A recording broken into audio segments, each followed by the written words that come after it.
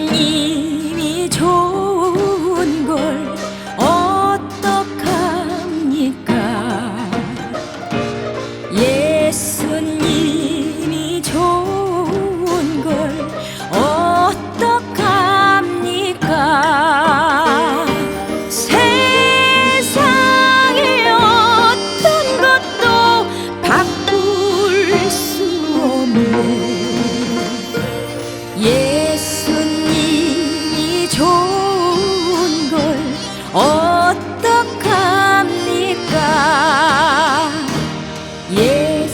예수님이 좋은 걸 어떡합니까? 예수님이 좋은 걸 어떡합니까? 날 위해 십자가를 지신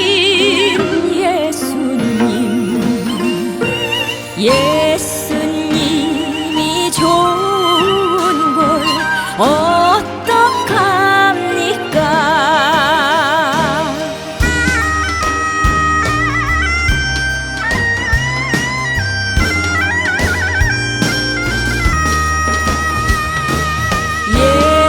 예수님이 좋은 걸 어떡합니까?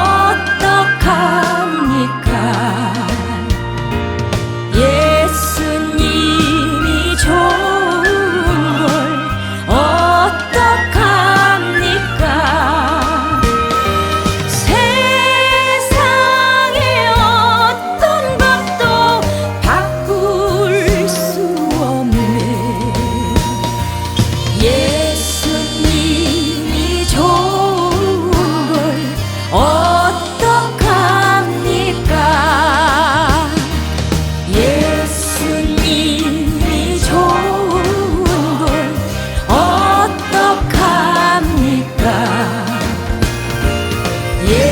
예수님이 좋은 걸 어떡합니까? 날 위해 십자가를 지신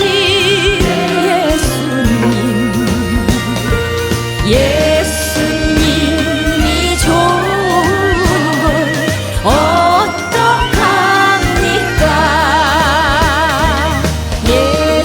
예수님이 좋은 걸 어떡합니까?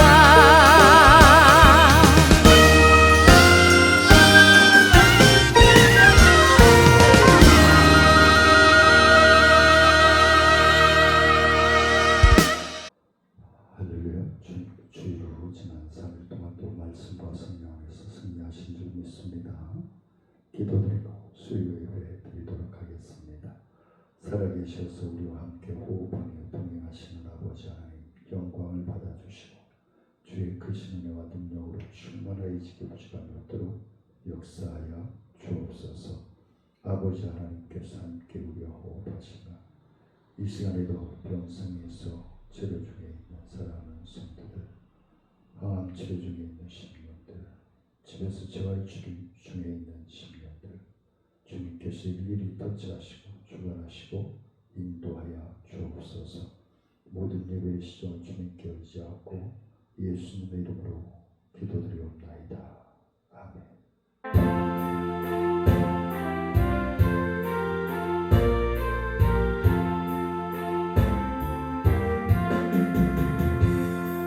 양떼를 떠나서 길 잃어버린 나, 목소의 소리 실어서 먼 길로 나갔네. 안타한 이 몸은 큰 두려움에 아버지 음성 실어서 먼 길로 나갔네. 얄미운 목자는 그 양을 찾으러 산 넘고 강을 건너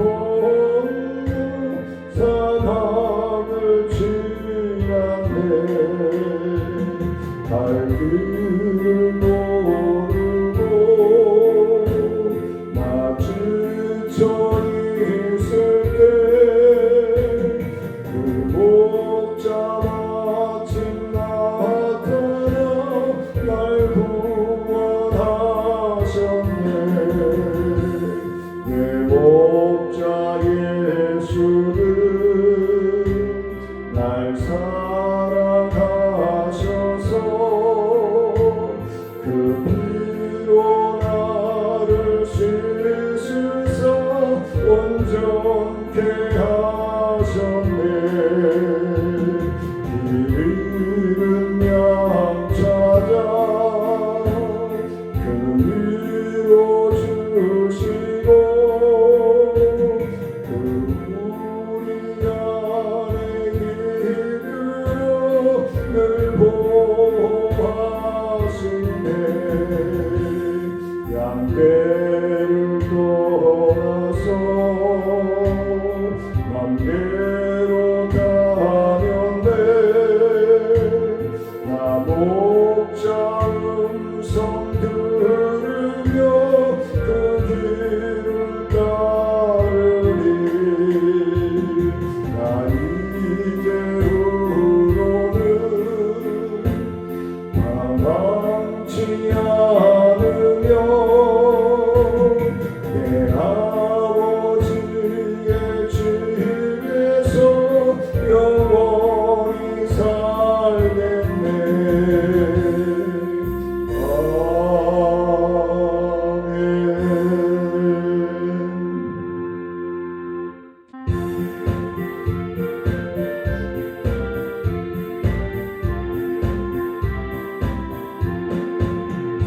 나 속죄함을 받으는 한없는 기쁨을 다 헤아릴 수 없어서 늘 찬송합니다 나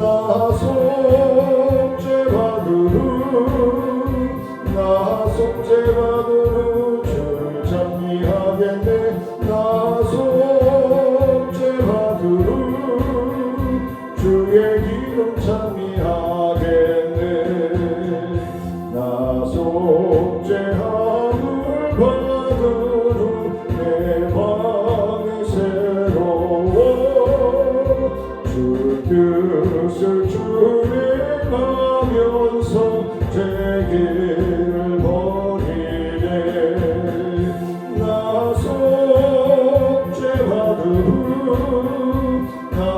속죄받으러 주를 찬미하겠네 나 속죄받으러 주의 이름 찬미하겠네 나 속죄함을 받으러 성령이 오셔서 하나님 자녀 된 것을 곧 증언합니다 나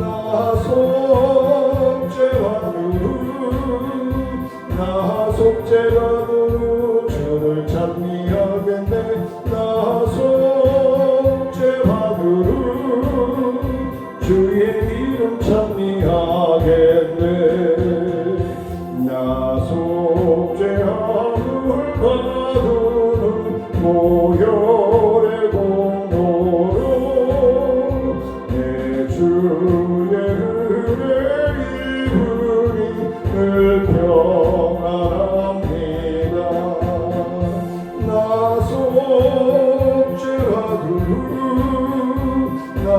속죄받으러 주를 찬미하겠네 나 속죄받으러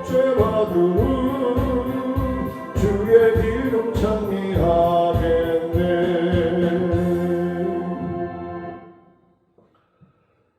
전능하사 천지를 만드신 하나님 아버지를 내가 믿사오며 그 그 외아들 우리 주 예수 그리스도를 믿사오니 이는 성령으로 잉태하사 동정녀 마리아에게 나오시고 본디오 빌라도에게 고난을 받으사 십자가에 못 박혀 죽으시고 장사한 지 사흘 만에 죽은 자 가운데서 다시 살아나시며 하늘에 오르사 능하신 하나님 우편에 앉아 계시다가 저희로서 산 자와 죽은 자를 심판하러 오시리라. 성령을 믿사오며 거룩한 공예와 성도가 서로를 통하는 것과 죄를 사하여 주시는 것과 몸이 다시 사는 것과 영원히 사는 것을 믿사옵나이다. 아멘.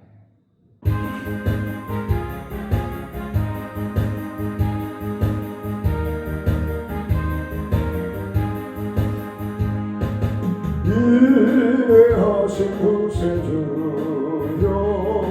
내가 비오니 죄인오라 하실 때에 날 부르소서. 주여 주여 내가 비오니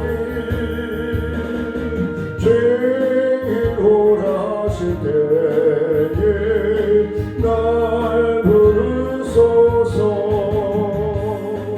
자비하신 보좌 앞에 물어엎드려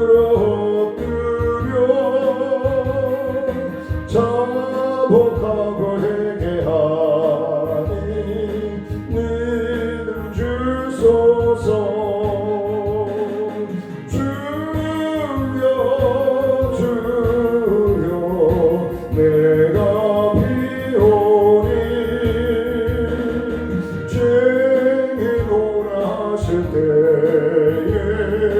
날 부르소서.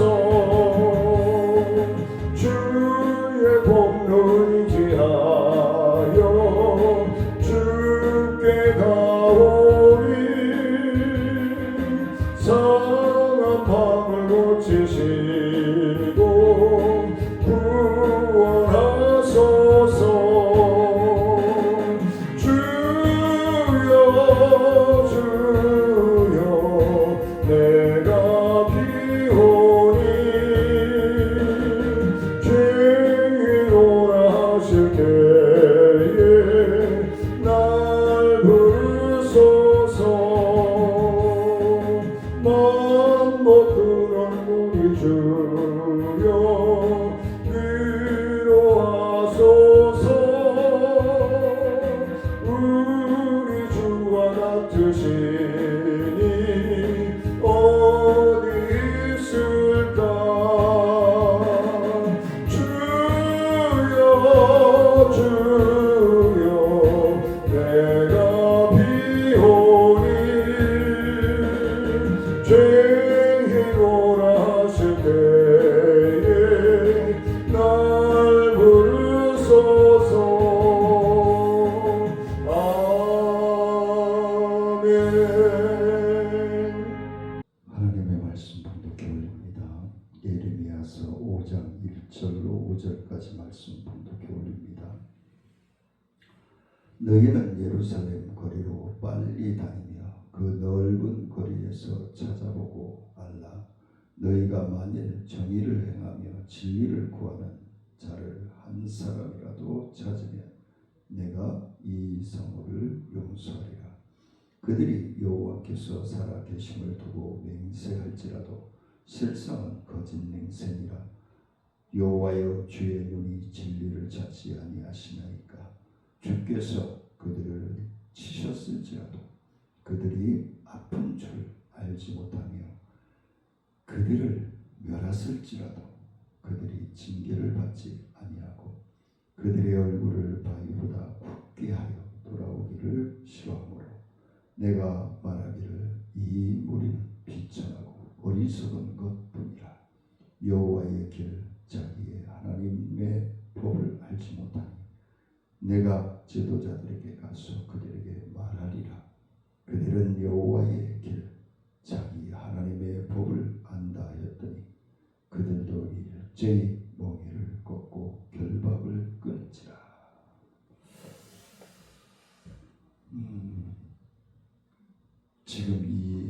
시대를 두고 하나님이 말씀하신 것이 아닌가라는 생각을 가지게 하는 본문 말씀입니다. 예레미야는 남유다가 멸망하기 직전에 요시야 때부터 마지막 왕 시드기야 때까지 예루살렘에서 활동하던 선지자임을 말씀해 주고 있는데, 예레미야를 기록한 예레미야 이름을 따서 자기 이름을 기록하고 있습니다. 그 이름을 붙여졌는데 심판을 의미하는 주께서 던지신다, 주께서 던지신다 라는 볼 수 있을 것입니다. 왜 던지실까? 정신 차리라. 하나님 말씀이 바로 쓰라고 던지시는 거죠. 예레미야서는 심판의 메시지를 강조하고 있습니다. 상징 또는 예화를 사용하되 대부분 서정시로 기록되어 있다는 것입니다. 그래서 의인한 사람을 찾지 못해 예루살렘이 북방이 쳐들어와서 민족 바벨론에 의해서 멸망당하는 것을 예레미야가 예언을 하는 동시에 70년 후에 하나님이 회복시켜 주실 것을 말씀해 주고 있기도 합니다. 그래서 하나님께서는 하나님의 자녀들이 정신을 차지 못하고 허우적거리고 악의에 차서 살아가는 던져서라도 하나님 정신 차리게 해서 끝내는 돌아오게 하신다라는 의미를 담고 있다라고 저는 말씀을 드리고 있습니다. 그래서 남유다 나라의 죄악성이 얼마나 심각했는지를 단적으로 보여주는 본문이 아닌가. 그러면 남유다의 죄악성만 지금 보는 것이냐, 우리가 살아가고 있는 이 시대, 이 나라가 그런 것이 아닌가, 그런 생각을 가집니다. 의인한 사람을 찾아도 심판을 면할 것을 예언하지만 하나님을 떠난, 하나님을 잃어버린, 하나님을 저리 마실 보내버리고 사는 이 경고를 무시하고 살면 멸망할 수밖에 없다는 것을 말씀해 주고 있습니다. 그래서 1절 말씀에 보면은 예루살렘에 있는 정직한 사람이 이렇게도 없었나 를 우리가 볼 수 있겠죠. 그래서 예레미야 외에도 많은 선지자들이 있고 많은 사역자들이 있을 것인데, 이 당시에 스바와 하바국 선지자, 동시에 예루살렘에서 활동하던 에스겔 선지자도 있었고요, 성전에서 봉사하고 있었고, 예레미야 시기인 바룩도 예루살렘에 살고 있었다는 것을 알고 있습니다. 그래서 이걸 의미하고 있는 것은 진리를 구하는 하나님의 신실한 일꾼들이 있었지만은 그 외에도 더 있었을 것이지만은 정신 못 차리고 허우적거리고 하나님을 망령되이 일컫고 하나님을 업신여기는 그런 사람들이 더 많이 있었기 때문에 말씀하고 있는 것이 아닌가. 그래서 우리가 이 죄악 세상을 생각해 보면은 어느 때를 생각할 수? 첫 번째로 노아의 때를 생각해 볼 수 있겠죠. 가인과 아벨의 제사를 통해서 두 개의 가문이 생기게 되어 있지만 창세기 4장에는 세상의 영거를 기록한 가인의 족보가 나오죠. 창세기 5장에 보면은 셋 후손의 족보가 기록되어 있습니다. 이들을 가리켜서 하나님의 아들들, 즉 믿음의 가게라 라고 얘기를 합니다. 믿음의 가게라. 우리가 잘 알고 있는 창세기 6장에 보면 하나님의 진노가 기록되어졌고, 그 다음에 그 이유는 하나님의 사람들이 사람의 딸들을 보고 자기 마음대로 취하여 아내를 삼아 하나님을 섬기는 믿음의 사람들이 불신한 가족과 혼혈함으로써 하나님을 떠나버렸기 때문이다 라고 기록하고 있습니다.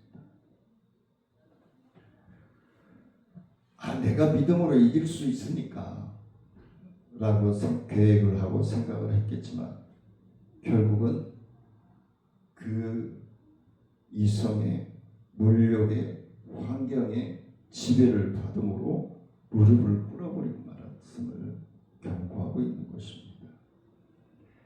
우리가 자꾸 인본주의적으로 자꾸 합리화시키고 하나님의 우선주의 신앙이, 유일신 신앙이 인본주의화되고 세속화되어지고, 그러면 하나님은 심판의 칼을 들 수밖에 없다는 것을 우리에게 경고하고 있는 것입니다.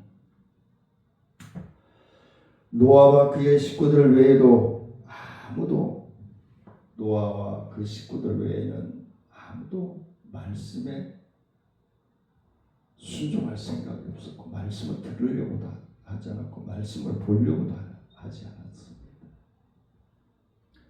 하나님께서 경고하시고 그들이 돌아오기를 120년을 기다렸습니다. 노아의 방주가 완성되어지기까지.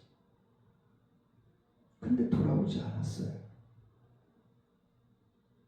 그들은 손가락질하고 비방하고 저주하고 하나님을 업신여기고 노아를 업신여기고 바보 멍청이로 만들어버렸어요. 그들의 결국은 뭐였습니까? 멸망이었습니다. 다 멸망당할 수밖에 없었어요. 그 다음의 사건을 보면 우리가 소돔과 고모라 성을 얘기해 볼 수 있겠죠. 그래서 제가 자주 말씀을 드립니다만 현 시대가 소돔과 고모라 성보다 더했으면 더하지 못하지는 않다. 그래서 하나님의 심판의 칼이 들려졌다라고 감히 말씀을 드리고 싶습니다. 노아 때에 물로 심판했다면 소돔과 고모라의 불신한 심판은 창세기 18장에서 하나님은 아브라함에게 소돔과 고모라의 멸망을 알려주었습니다. 하나님께로 돌아오지 아니하면 멸망받을 것이다라고 분명히 경고하고 이야기했음에도 불구하고, 그러자 아브라함이 뭐라고 얘기합니까? 성읍에 의인 50명이 있다면 이 50명을 불의한 자와 함께 심판받는 것을 부당하니, 그 사람들이 성실한 사람들이 그냥 죽일 수는 없지 않습니까? 그들의 신앙을 보고 좀 용서해 주십시오.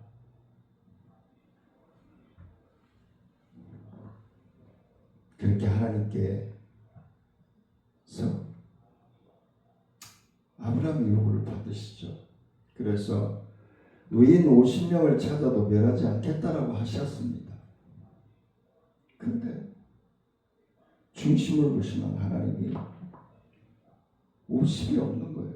하나님 믿는 사람 45인, 40인, 30인, 20인, 마지막으로 10명이 있어도 그 성을 멸하지 않겠다라고 말씀하셨습니다.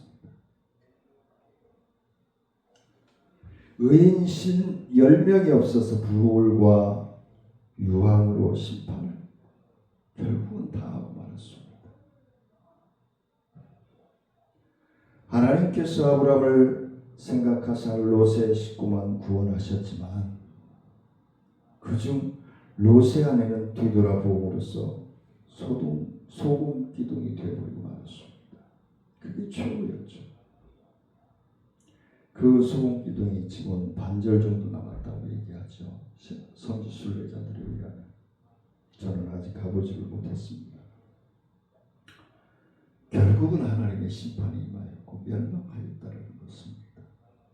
하나님께 철저하게 회개하고 돌아오지 아니하면 멸망받을 수밖에 없다는 것을 말씀하고 있는 것이죠. 세 번째로 우리가 생각해 볼 것은 몇 번의 사건이 있었습니다. 예루살렘을 하나님 심판하셨다. 첫 번째는 노아의 심판이었고, 두 번째는 소돔과 고모라의 심판이었고, 세 번째는 예루살렘의 심판이었습니다. 예루살렘 예레미야 선지자를 통해서 예루살렘의 멸망을 예언하였지만 예루살렘은 성전이 있는 도시였습니다. 제사장이 있는, 하나님을 믿는다라고 하는 사람들이 득실거리는 곳이었습니다. 지금 2025년 현재 기독교인들이 800만이라고 하죠. 1200만에서 줄어들었어요. 더 그리스도화 되어지기는 세상이 되어도 될까 말까 한데 더 떨어졌어요. 외형적으로는 신앙생활을 하는 사람들은 예루살렘에 차고 넘쳤다는 겁니다. 근데 교회만 왔다 갔다 하는 믿음 없는 무슨 우상 점쟁이 믿는 것처럼 왔다 갔다 하는 사람들이 많다는 겁니다. 신실하게 하나님 우선순위의 신앙을 가지고 살아가는, 순종하고자 하는, 하나님의 뜻을 분별하고자 하는 그러한 심령들이 없었다는 것입니다. 예루살렘은 믿음의 도시, 신앙의 도시입니다. 예루살렘은 성전이 있는 도시입니다. 교회가 있는 도시예요. 예루살렘은 주님을 위해 헌신한다고 열심을 내어 일하는 이들이 얼마나 많이 있었겠습니까? 그런데 그 모습이 지금 한국 교회 모습이 아닙니까? 대형화되어 있는 교회, 또 개척 목회를 하고 있는 그런 교회들이 막 죽기 살기로 하나님의 영광을 위해서 매달리고 있는, 이 당시에도 여러 신앙의 헌신자들이 있었을 것입니다. 그런데 많은 심령들이 거짓 신앙을 가지고 있었다, 거짓 믿음을 가지고 있었다는 겁니다. 그렇기 때문에 하나님의 심판의 칼이 올려진 것이죠. 지금도 외형적으로는 주님을 섬기면서 믿는 사람들이 많이 있는 이 나라입니다. 그래서 안 믿는 사람들은 보이는 것마다 교회라고 얘기해요. 그럼 저는 그러죠. 교회보다 미장원이 더 많습니다. 약국이 더 많습니다. 별명 아닌 별명이지만요.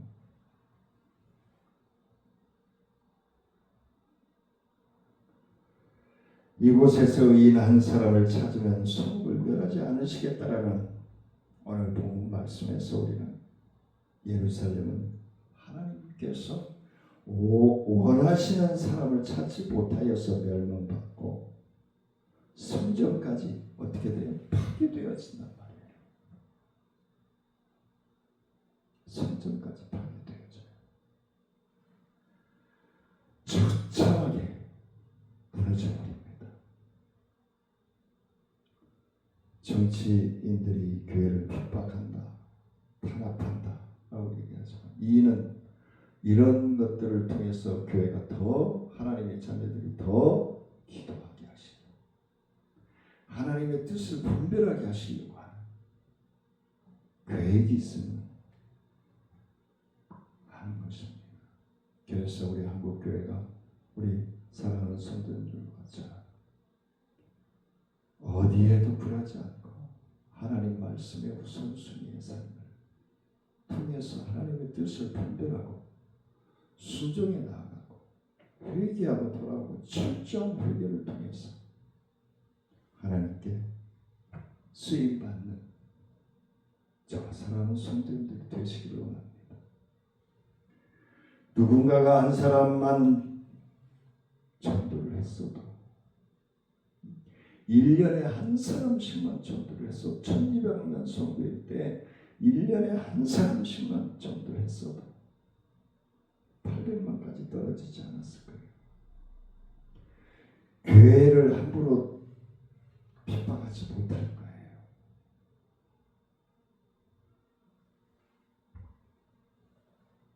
오늘 본문에 보면 성전은 파괴되었어요. 결국은 우리 기독교가 핍박받는다는 얘기하고 있는 것이죠. 그렇기 때문에 한 사람의 영혼이 그만큼 중요하다는 거예요. 사랑하는 성도들이 얼마나 중요한 영혼인지 인지하시고 하나님의 뜻을 분별하고자 순종하고자 애쓰고 기도하고자 눈물로 매달리고자 하나님 앞에 합한 자녀로서 삶을 살아가는 저와 사랑하는 성도님들이 되시기를 원합니다. 주님의 마음에 꼭 맞는 한 사람, 주님을 감동시킬 수 있는 한 사람, 믿음의 본을 보일 수 있는 믿음의 자녀, 주님이 축복할 수밖에 없는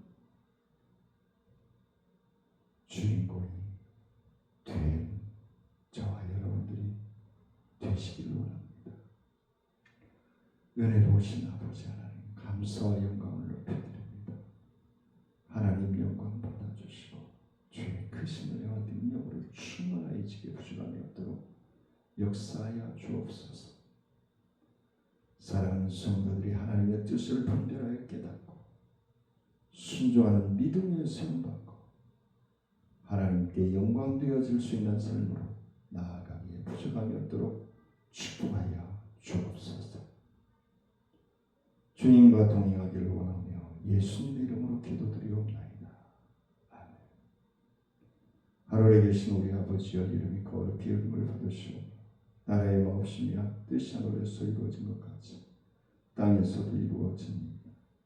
오늘날 우리에게 일용할 양식을 주옵시고 우리가 우리에게 죄 지은 자를 사하여 준 것 같이 우리의 죄를 사하여 주옵시고 우리를 시험에 들지 말게 하옵시며 다만 에게서 구하옵소서.